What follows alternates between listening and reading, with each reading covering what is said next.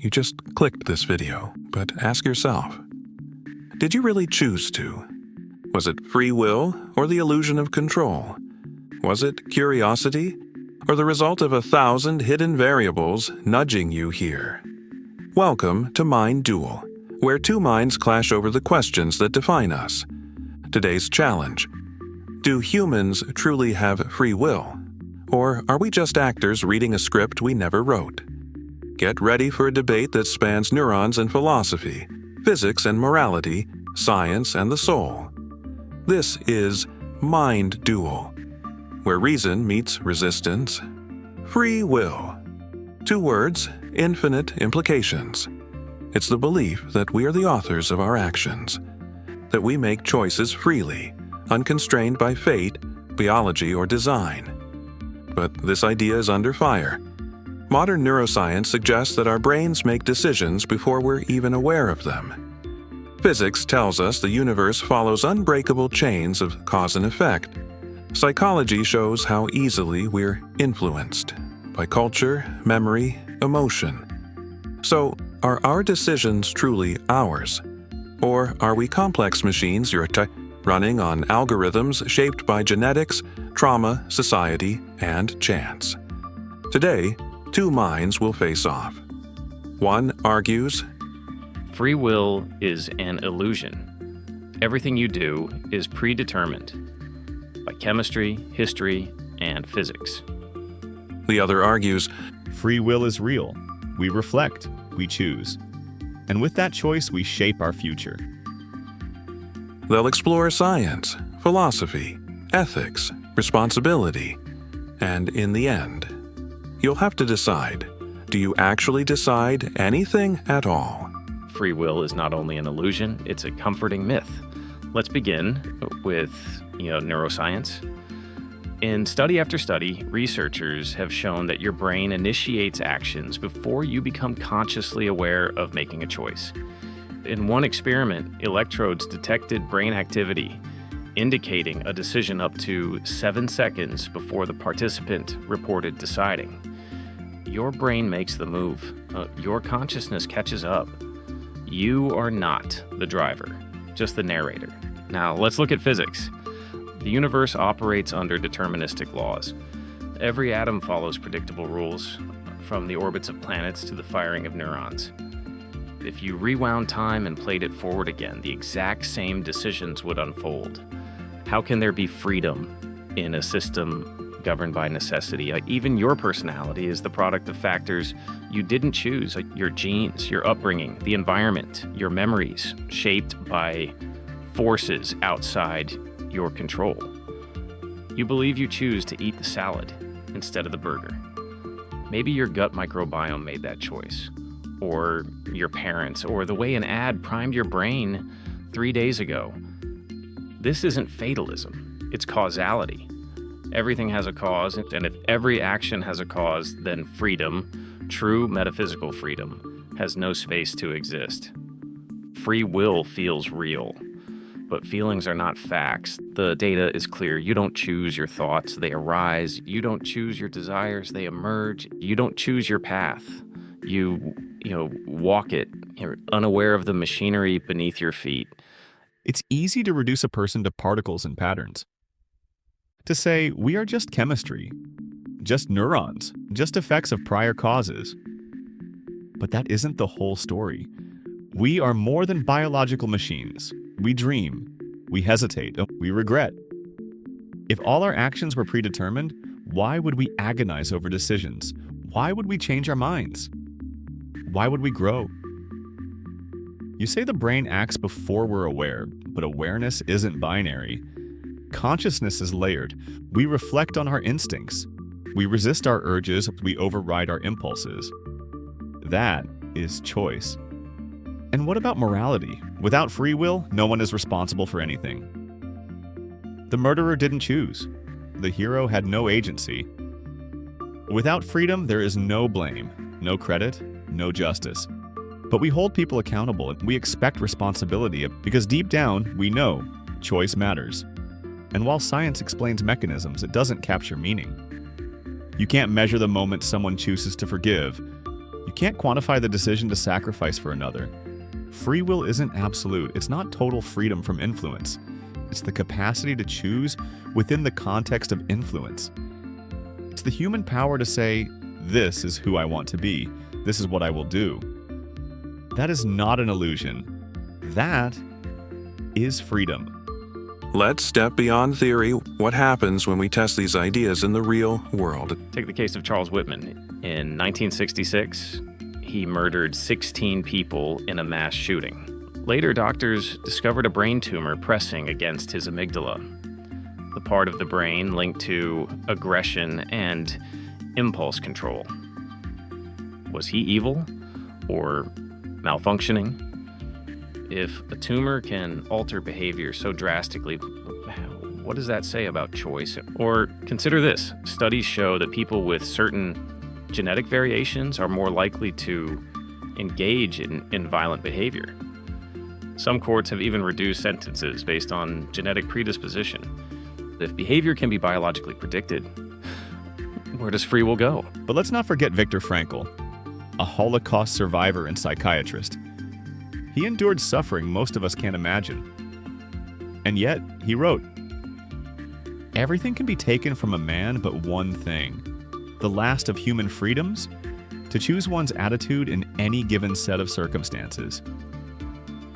Even in a concentration camp, he chose meaning, he chose dignity, he chose hope. That's not programming, that's will. And then there's the famous trolley problem. You stand at a switch, a trolley is headed toward 5 people. You can pull the lever to redirect it, but it will kill one person instead. There's no right answer, but you must choose. If we didn't have free will, moral dilemmas would be irrelevant. But they are not. They define us. We ponder them, debate them, feel the weight of them. Because we are agents of our own actions, not puppets pulled by strings. So, which matters more, the forces that shape our choices, or the fact that we can still make them? The idea that we lack free will isn't new.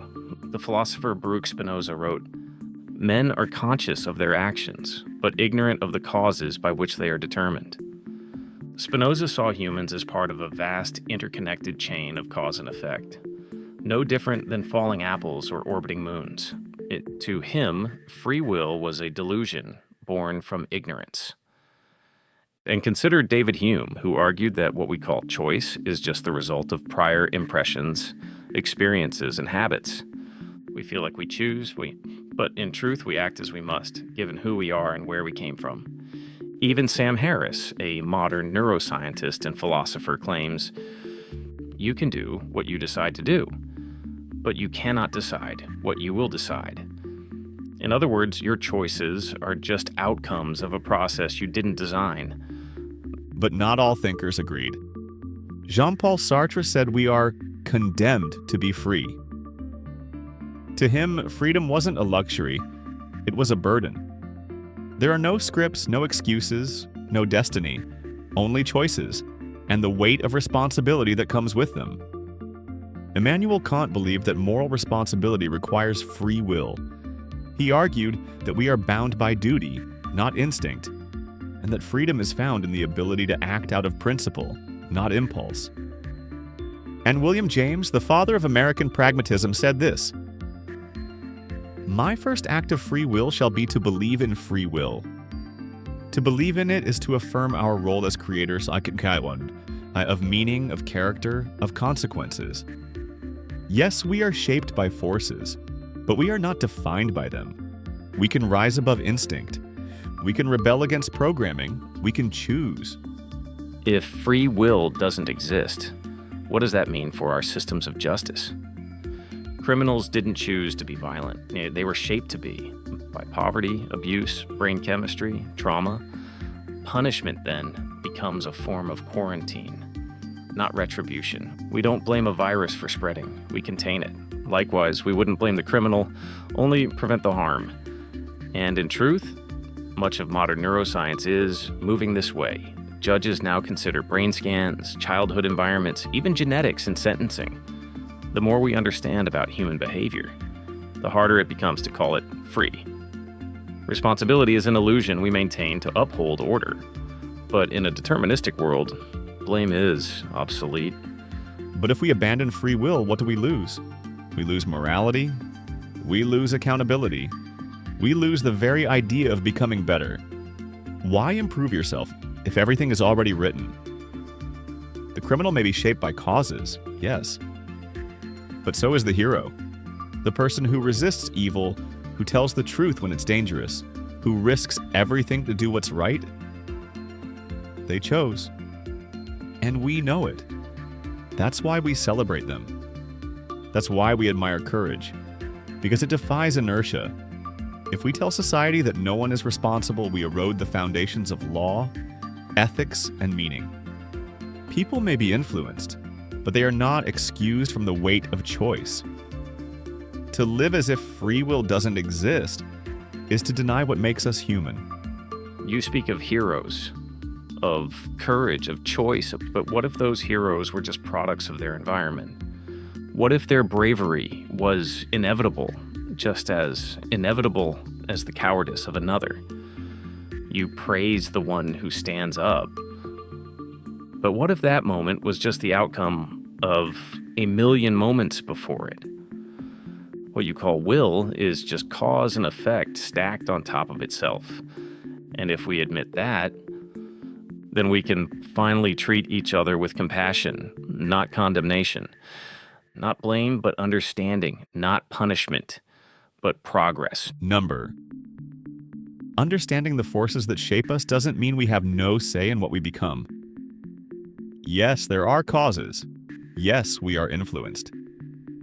But to reduce a human life to physics and programming is to erase the soul behind the skin. You say the hero couldn't help it? Maybe, but they still fought. They still stood up. Even if free will is limited, even if it's imperfect, it's real. And without it, we lose everything that gives life meaning. Responsibility, redemption, growth, love.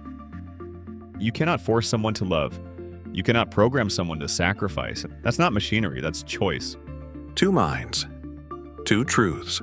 One says you are a product of physics, the other says you are a force of will. So now, the question turns to you. Do you believe you are free? Or is your belief just another outcome of causes you never chose? Maybe free will is real.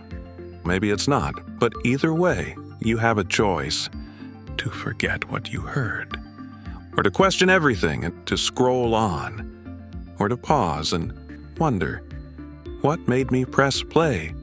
What made me stay? We are shaped by forces, but maybe, just maybe, we shape something in return. This was Mind Duel, where reason meets resistance. New episodes every day. If your mind was challenged, subscribe. If your perspective shifted, share this debate. And if you think you have the answer, drop your judgment below.